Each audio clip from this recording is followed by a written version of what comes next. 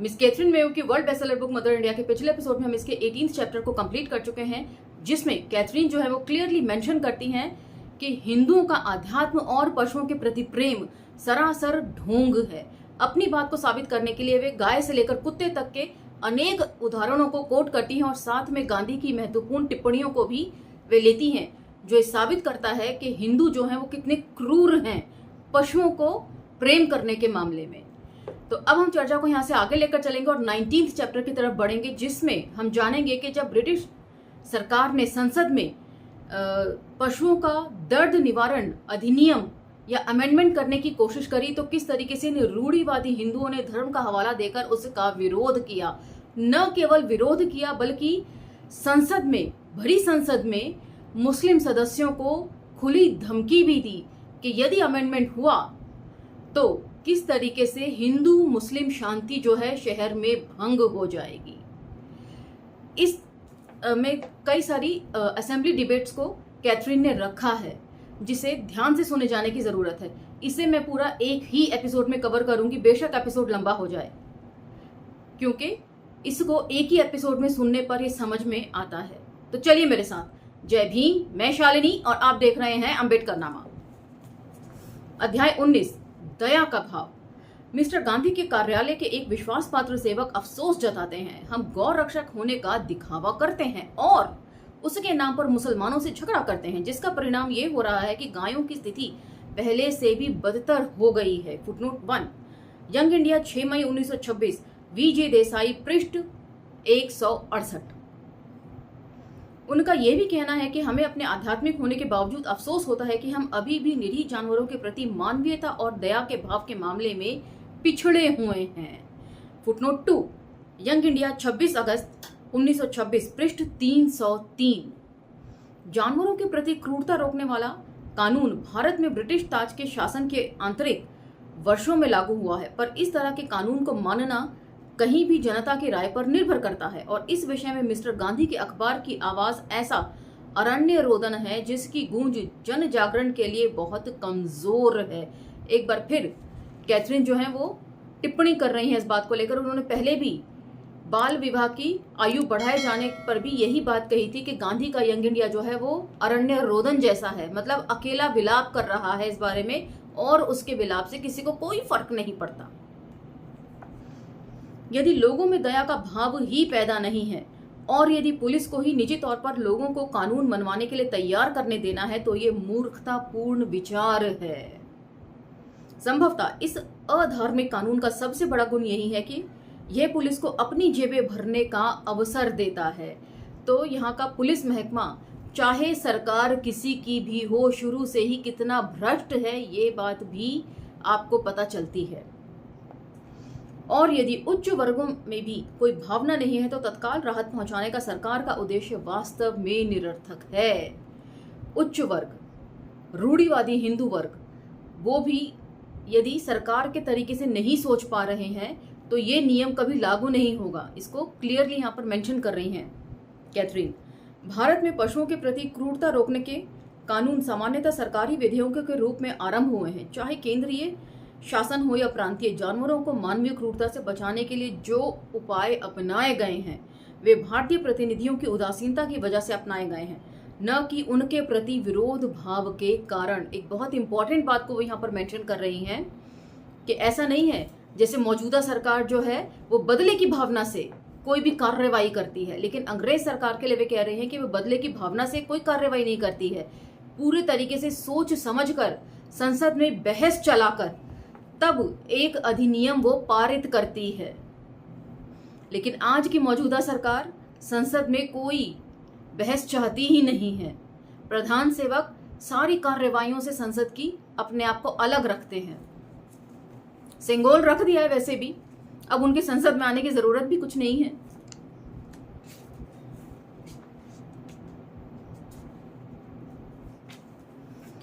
इसी प्रकार एक विधेयक 16 मार्च 1926 को सरकार ने बंगाल की विधान परिषद में पेश किया था, जो गर्मियों के दिनों में भैंसों पर बोझा लाद कर ले जाने को सीमित करता है। कलकत्ता की सड़कों पर भारी बोझ ढोने वाले भैंसों के कष्टों को इतने लंबे समय से देखा जा रहा था कि उसने पश्चिम भावनाओं को सर्वदा निंदा के लिए प्रेरित कर दिया था। किंतु जानवरों को बोझ से राहत देने वाला यह प्रस्ताव अंततः भारत के उन मुख्य व्यापारियों के विरोध के बावजूद कानून में बदल गया था जो उनके व्यापार में असुविधा पैदा कर रहा था और उन जानवर के प्रति एक कोरी भावुकता थी। गवर्नर जनरल और प्रांतीय कानूनों ने फूका प्रथा क्या थी हमने पिछले एपिसोड में पढ़ा था। गायों की योनि में पुआल घुसेड़कर उनको दर्द दिया जाता है जिससे वो दूध ज्यादा दें, जिसका जिक्र गांधी ने भी किया था कि कलकत्ता में जितनी भी गौशाला में 10,000 के करीब गायें हैं और 5,000 जो है वो प्रतिदिन इसी तरह के दर्द को सहती हैं। फूका को भी, जिसमें कुछ ज्यादा पैसों के लिए जानबूझकर रोज गायों को यातना दी जाती है, प्रतिबंधित करके दंडनीय अपराध करार दे दिया है। मिस्टर गांधी ने अपने यंग इंडिया में फूका के विरुद्ध एक अंग्रेज के प्रतिरोध को प्रकाशित किया है। फुटनोट 3 13 मई 1926 पृष्ठ 174। किंतु यदि इसके विरुद्ध हिंदू भावना किसी भी बड़े पैमाने पर मौजूद है तो ये भावना उसे व्यवहार में आगे बढ़ाने के लिए अपर्याप्त है। तो इन्होंने हर सही बात का विरोध किया है और कभी किसी भी तरह का सुधार इन्होंने यहाँ पर नहीं किया है। हर चीज को धर्म के ढोंग से ढककर रख दिया है। 1926 में बंबई प्रेसिडेंसी की सरकार ने बंबई विधान परिषद में बंबई नगर के उस पुलिस कानून को जो पुलिस अधिकारियों को किसी भी जानवर को चाहे वे जख्म से या बीमारी से पीड़ित हो मारने का अधिकार देता है, यानी कि मर्सी किलिंग का अधिकार देता है। एक बड़ा संशोधन प्रस्ताव ये प्रस्तुत किया था। फुटनोट 4 बिल संख्या 5 रोमन नंबर में 5 1926 जो बंबई पुलिस अधिनियम 1902 में संशोधन हेतु था। अब ये प्रस्ताव क्या है सुनिए कि उसे डिस्पेंसरी न ले जाने का प्रयास करना सरासर क्रूरता होगी। पशु मालिकों के हित में इस विषय में फिर से संशोधन किया गया था कि यदि पशु मालिक अनुपस्थित हैं या वे पीड़ित जानवर को मारने के लिए सहमति देने से इनकार करता है तो पुलिस अधिकारी को उसे पशु को मारने की कानूनी कार्रवाई करने से पूर्व गवर्नर जनरल उन काउंसिल द्वारा नियुक्त किए गए पशु चिकित्सक से प्रमाण पत्र लेना होगा। मतलब किसी भी जानवर को मर्सी किलिंग के नाम पर द्वेष भावना से आप नहीं मार सकते हैं। किसी प्रमाणित चिकित्सक से उसका प्रमाण पत्र लेना होगा कि इसकी हालत वाकई इतनी खराब है जानवर की कि अब इसका मरना ही इसके लिए मुक्ति है। ऐसा प्रमाण पत्र लेना होगा, उसके बाद ही किसी को मारना होगा। तो इससे पता चलता है कि ब्रिटिश सरकार ने छोटे छोटे अमेंडमेंट्स के लिए भी बहुत ज्यादा सोच विचार किया है और ऐसा प्रावधान या प्रोविजन किया है कि कोई भी कानून का दुरुपयोग करने से बचे। इस तरह के कानून के बनने में भारतीयों की कोई भूमिका नहीं रही है। सब जानते हैं कि किस तरह गायों और बछड़ों को सड़कों पर छोड़ दिया जाता है और जब वे मर जाते हैं तो उनकी मौत को स्वाभाविक मौत कहा जाता है। बिना देखभाल के जानबूझकर उनको मारा जाता है और बछड़ों के साथ किस तरह का बुरा व्यवहार यहाँ पर किया जाता है, जानबूझकर उनको कैसे मारा जाता है और उनकी खाल नुचवाकर उसमें भूसा भरवाकर और बांसों के सहारे उसे खड़ा किया जाता है गाय के सामने। ये सब कुछ हमने पिछले चैप्टर में पढ़ा था। जब उनकी शक्ति खत्म हो जाती है तो वे चलने फिरने में भी असमर्थ हो जाते हैं और अंततः अक्सर कुछ वाहनों के नीचे दबकर मर जाते हैं। बंबई सरकार द्वारा राहत के प्रस्ताव पर कराई गई बहस ने सोचने के भारतीय तरीके पर इतना अधिक प्रकाश डाला है कि कुछ हद तक उनके उद्धरण उचित हो सकते हैं।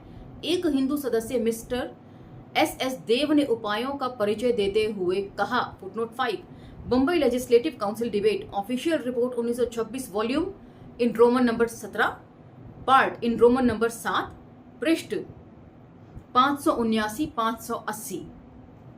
अब उन्होंने क्या कहा ये सुनिए।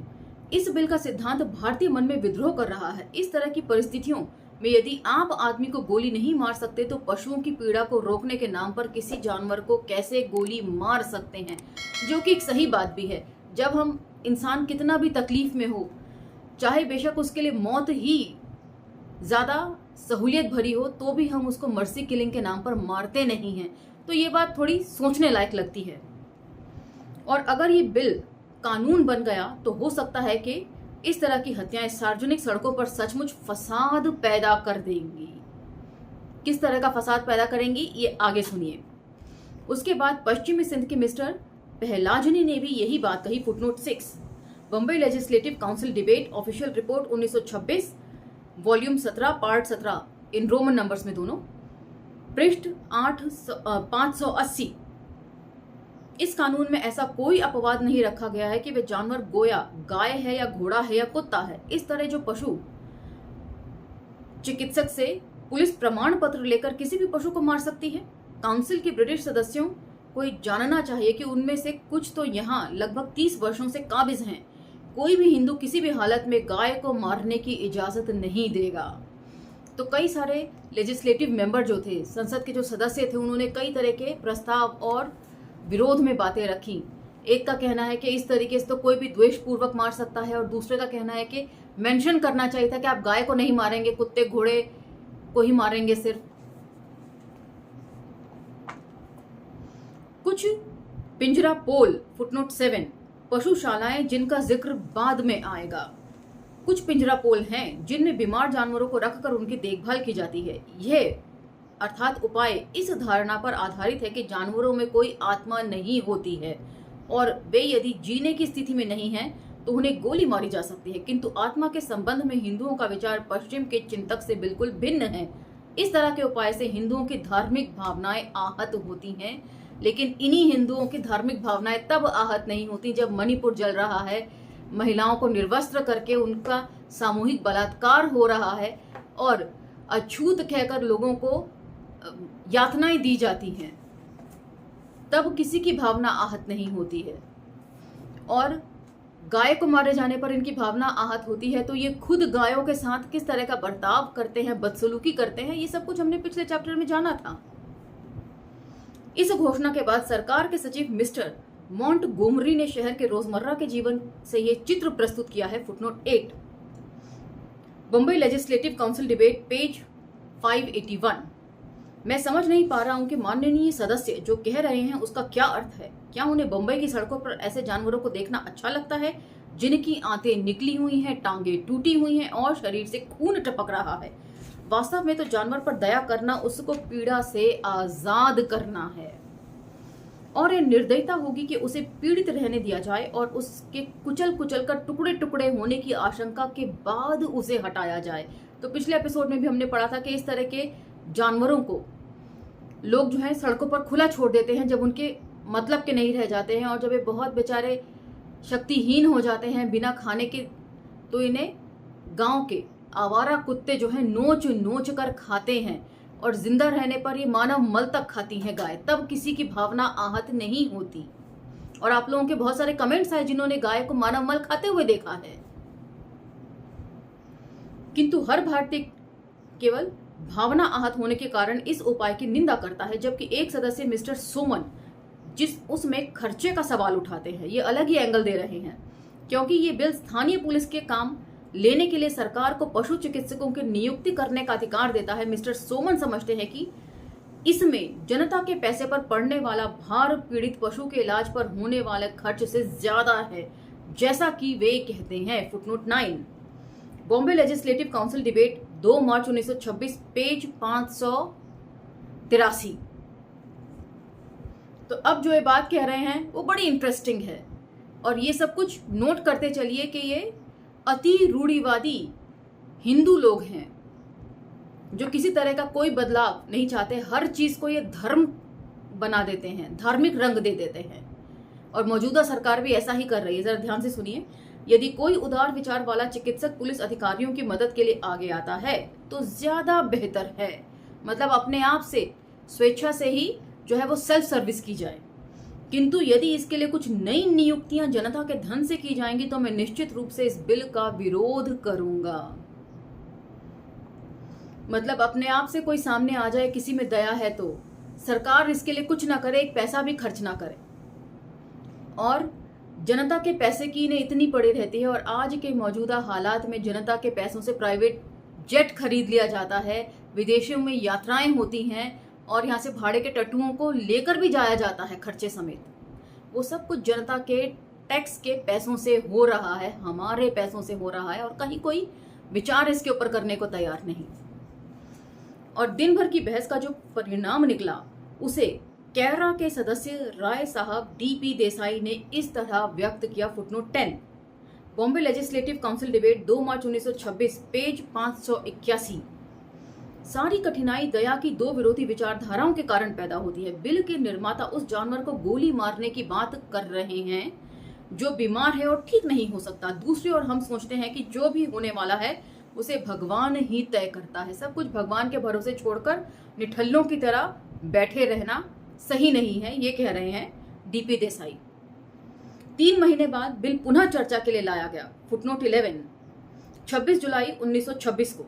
इस बार सरकार के मुख्य सचिव मिस्टर हॉटसन ने भारतीयों को विश्वास दिलाने की कोशिश की। वे कहते हैं, footnote 12, Bombay legislative council debate official report 1926, volume 17 in roman number, part 1, पृष्ठ 70 और 71। अब क्या कह रहे हैं? इस बिल का एक उद्देश्य उन जख्मी जानवरों की समस्या से निपटना है जो पीड़ा की अवस्था में गलियों और सार्वजनिक सड़कों पर पड़े करहाते रहते हैं और जिनके लिए कोई राहत नहीं है। या तो इन जानवरों के मालिक उन्हें वहां से हटाएं या उन्हें पशुशालाओं में ले जाएं जहां उनका इलाज और देखभाल हो सके। तो अब यहाँ पर सोचनीय बात यह है कि मालिक जो हैं जानवरों के, वो भी इनको खुला छोड़ देते हैं मरने के लिए, और यदि पशुशालाएं अपना काम ईमानदारी से कर रही होती तो इस तरह के अमेंडमेंट को लाने की कोई जरूरत नहीं होती। यह कानून केवल उन मामलों में लागू होगा जहां जानवर उपेक्षित सा पीड़ा भोग रहा है और जहां आप बातें कर रहे हैं उस बॉम्बे की सड़कों और गलियों में ऐसे जानवर कई घंटों तक पड़े रहते हैं और शायद मौत ही उन्हें राहत देती है। इस तरह की स्थिति में किसी जानवर का ऐसा सार्वजनिक स्थान पर होना जहां बंबई जैसे महानगर में बहुत से राहगीरों को गुजरना होता है, उससे सभी वर्गों के लोगों को परेशानी होती है। और यह न केवल वांछनीय है कि ऐसे जानवरों को हटाया जाए, बल्कि ऐसी जगहों के कारण आने जाने वालों को होने वाली दिक्कतें को भी से भी उन्हें बचाया जाए।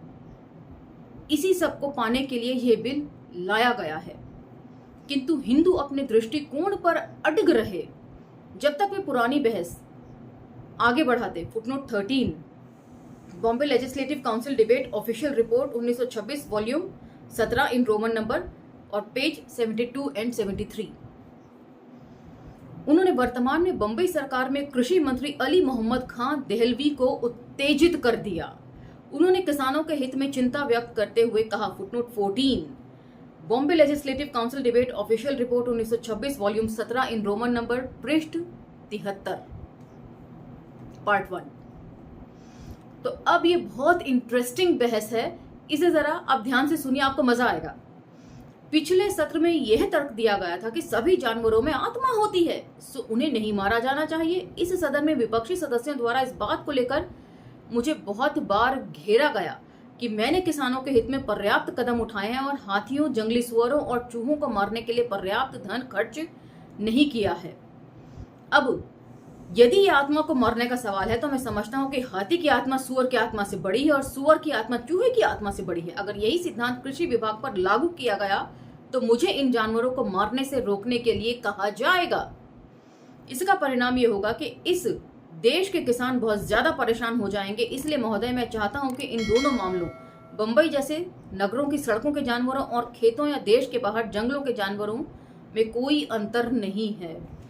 तो ये एक अलग बात कह रहे हैं कि जब ये कृषि मंत्री हैं और किसानों के हित में जानवरों को मारते हैं या नहीं मारते हैं तो इनके ऊपर उंगली उठाई जाती है कि ये जानवरों को क्यों नहीं मार रहे हैं, किसानों को बड़ा नुकसान पहुंच रहा है। यही रूढ़िवादी हिंदू जो है, मुस्लिम होने के नाते उनके ऊपर इल्जाम लगाते हैं। और अब यही गाय में बता रहे हैं कि आत्मा होती है, तो क्या हाथी, सुअर, चूहे में कोई आत्मा नहीं होती है? तो गाय एक राजनीतिक पशु है। किसानों के लिए कृषि मंत्री की चिंता और उसके विरोध, उसके विशेष आरोप भारतीय राजनेताओं का मानवता के प्रति फिर उसी सामान्य रवैये को उजागर करते हैं जो भारत के लोगों के 72% से अधिक का प्रतिनिधित्व करता है। तो बहुसंख्यक राजनीति शुरू से यहाँ बहुत खतरनाक रही है। अपने मतलब से ये लोग चीजों को मोल्ड करते हैं, शेप देते हैं। स्पष्ट रूप से राय साहब डीपी देसाई उनके मामले को खत्म करते हुए कहते हैं। Footnote 15, Bombay legislative council debate, पृष्ठ 76, किसानों को संपूर्ण भारतीय समाज के रूप में नहीं देखा जाना चाहिए। किंतु फिर भी अगर किसान ये सोचते हैं कि उन जानवरों को जो खेती के लिए खतरनाक है मारा जाना वांछनीय है, तो इसका मतलब ये नहीं कि पूरा हिंदू समाज किसानों के इस मत से सहमत है। और मैं समझता हूँ कि इस सदन में ऐसे विचार का कोई महत्व भी नहीं दिया जाना चाहिए। मतलब किसान हिंदू धर्म का हिस्सा नहीं मान रहे हैं ये लोग। किसानों की समस्याओं से इनको कोई मतलब नहीं है। उस वक्त भी नहीं था, अब भी नहीं है, वरना साल भर तक किसान धरने पर क्यों बैठते। दिन भर की बाकी बहस में सरकार के प्रयास की निंदा और व्यर्थ की आलोचना के सिवाय कोई नया विचार उभर कर नहीं आया। अलबत्ता मध्य प्रांत के मुस्लिम सदस्य मौलवी रफीउद्दीन अहमद ने यह बुद्धिमता की बात जरूर कही। Footnote 16 Bombay legislative council debate पृष्ठ 76। तो इसमें जितनी भी बुद्धिमता की बातें कही गई हैं वह या तो मुस्लिम सदस्यों द्वारा कही गई हैं या ब्रिटिश सांसदों द्वारा कही गई हैं। भारत में महामहिम की प्रजा के किसी भी वर्ग की भावनाओं को आहत करना सरकार की दूर तक मंशा नहीं है। अगर इस बिल के कानून के बजाय किसी अन्य तरीके से कुछ किया जा सकता है तो मैं समझता हूं कि सरकार भी उन तरीकों को खुशी खुशी अपना लेगी। जहां तक मुझे पता है, क्योंकि मैं लंबे समय से इस सदन में हूं, ऐसा कोई भावनात्मक मुद्दा नहीं है जिस पर सरकार ने कभी विचार न किया हो और इसके लिए मैं उनकी प्रशंसा करता हूं। यदि सरकार से कोई भी गलती हुई है तो इस सदन में हिंदू और मुसलमान दोनों ने मिलकर सरकार का विरोध किया है और अनेक अवसरों पर सरकार ने हमारी बात मानी है। मतलब हिंदू और मुस्लिम लोगों के विरोध के कारण सरकार कई बार बैकफुट पर गई है। तो ये लोग जहां चाहते हैं सरकार को बैकफुट पे करना, ये बहुसंख्यक वहां तो ये अल्पसंख्यकों के साथ मिलकर विरोध कर लेते हैं, वरना ये हर एक का विरोध करते हैं क्योंकि इनका धर्म ही इन्हें ये सिखाता है। डॉक्टर अंबेडकर ने भी जाति के विनाश में इस बात को मेंशन किया है कि ये टिका ही गलत चीजों के ऊपर है। इसलिए यहां आकर खाली सिर हिलाने का कोई अर्थ नहीं है। कुछ सुझाव भी देने चाहिए। आलोचना करना बहुत आसान है, पर आलोचना के समय हमें कुछ बेहतर तरीके भी सरकार को सुझाने चाहिए। मेरी ये अपील उन सभी सदस्यों से है जिन्होंने आपत्तियां उठाई हैं कि सरकार का तर्क काफी स्पष्ट है। क्या आप सरकार के प्रवक्ता हैं? एक हिंदू सदस्य ने उत्तेजित होकर पूछा। उस मुस्लिम सदस्य ने जवाब दिया, मैं हर उस व्यक्ति का प्रवक्ता हूं जिसके साथ ये सदन चिंतित है, लेकिन मैं फिर कहता हूं कि आपका विरोध पूरी तरह गलत है। किंतु उसकी अपील का कोई असर नहीं हुआ, बल्कि इसके विपरीत एक हिंदू सदस्य ने कठोरता से कहा, बाकाया धमकाया। आप सुनिए, यदि संयोग से कोई मुस्लिम पशु चिकित्सक नियुक्त कर दिया गया और उसने रोगग्रस्त गाय को मारने का अनुमोदन दे दिया तो हिंदुओं और मुसलमानों के बीच शहर की जो शांति है वह भंग हो जाएगी। और इस तरह इस बहस का अंत बिल को सदन की चयन समिति को सौंपे जाने की सहमति पर हुआ, जिसमें हिंदू, मुसलमान और पारसी सहित 9 भारतीयों के अतिरिक्त 2 अंग्रेज भी शामिल थे। तो जब इतनी बड़ी धमकी दे दी तो फिर जाहिर सी बात है कि इस प्रस्ताव का पारित होना ना होना तय था। इस बिल के दूसरे पार्ट में फुटनोट 17 5 अगस्त 1926 को, जिसमें सरकार के मुख्य सचिव मिस्टर हॉटसन ने टिप्पणी की है कि समिति ने अब तक हमारे किसी भी भाई को दोष देने से बचने का काम किया है, हम पाते हैं कि बिल की उपयोगिता को कूटनीतिज्ञ शब्दावली से कमजोर कर दिया गया और बिगाड़ दिया गया है। अब प्रस्तावित कानून में गाय और बैल वर्जित पशु हो गए हैं और मंदिर के अहाते भी इनकी पहुंच से बाहर हैं। वहां अब कुछ भी हो सकता है। फिर भी किसी भी प्रकार के एक भी रचनात्मक प्रस्ताव के बिना हिंदू विरोध चल रहा है। तो अब यहाँ पर तंज भी कस रहे हैं हिंदू सदस्यों के ऊपर कि सॉल्यूशन कोई नहीं देना है इन लोगों ने, लेकिन विरोध हर चीज का करके चीजों को और ज्यादा उलझा देना है और सरकार के किसी भी काम में रोड़ा अटकाना है धर्म को लेकर। सदस्यों का आग्रह यह है कि कानून अगर समाप्त नहीं किया जाता है तो विलंबित पड़ा रहेगा, पर सरकार किसी भी आग्रह को मानने में उतावली है। उसके लिए जानवरों की पीड़ा इतनी महान नहीं है कि सहानुभूति की आवश्यकता को सिद्धांत बना दिया जाए और हर हालत में हिंदू पुलिस कर्मियों को जानवरों को गोली मारने के काम से मुक्त रखा जाए, क्योंकि ऐसा करना उनके धर्म के विरुद्ध है और मुसलमान अधिकारी इस द्वेषपूर्ण भेदभाव से बचने के लिए वैसे ही मुक्त होने का दावा कर सकते हैं। तो बार बार लगातार हिंदू सदस्यों की तरफ से धमकी आ रही है कि हमारे पुलिसकर्मी तो ऐसा करेंगे नहीं, क्योंकि हिंदू धर्म में गाय को मारना बिल्कुल निषेध है। और साथ में धमका भी रहे हैं कि जो मुस्लिम पुलिस अधिकारी हैं उनको भी यही करना चाहिए, वरना उनके ऊपर ये इल्जाम लगा दिया जाएगा कि आपने द्वेष पूर्वक जो है गाय को मारा है।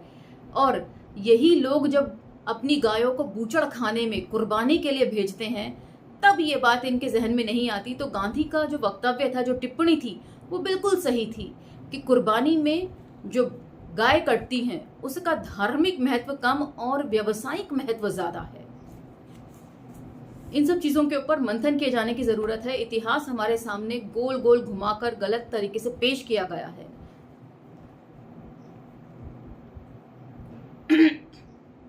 क्योंकि भारतीय अधिकारी बंदूक चलाने में निशाने से भटक जाते हैं, इसलिए निशानेबाजी के अचूक ब्रिटिश पुलिस सार्जेंट से ये कार्य कराया जाए।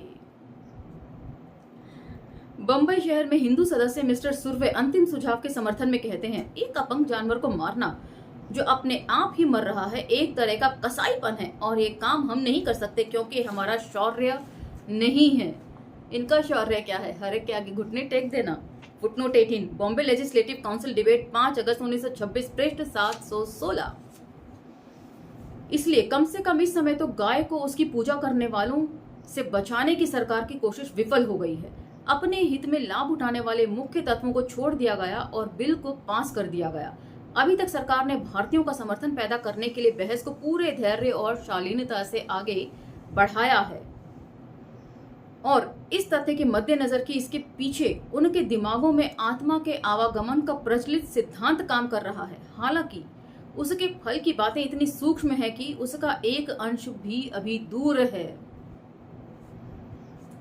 तो ये जो आध्यात्म की बातें करते हैं, जो आत्मा की बातें करते हैं कि हर जीव में प्राण है, आत्मा है, और ये सब फालतू की फजूल का ढोंग वे लोग करते हैं। कितने सारे उदाहरण पिछले चैप्टर में कैथरीन ने हमारे सामने रखे हैं और ऐसा नहीं है कि ऐसे उदाहरणों को हम लोगों ने अपनी आंखों से देखा नहीं है, लेकिन हम लोग पता नहीं क्यों सिर्फ चुप्पी साध लेते हैं, जिससे ऐसे कम्युनल फोर्सेस का जो है बल बढ़ जाता है। तो इसलिए मेरा तो यही मानना है कि चुप मत रहिए। जब गलत होते हुए देखते हैं तो कहिए जरूर।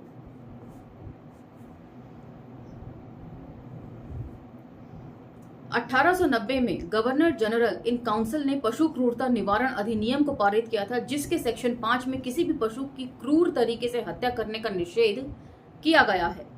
लेकिन 1917 में सेक्शन 5 के उद्देश्य को फिर से स्पष्ट करने की आवश्यकता महसूस हुई, जो जानबूझकर क्रूरता से बकरी को मारने वालों पर या मरी हुई बकरी की खाल रखने वालों पर लागू होता है।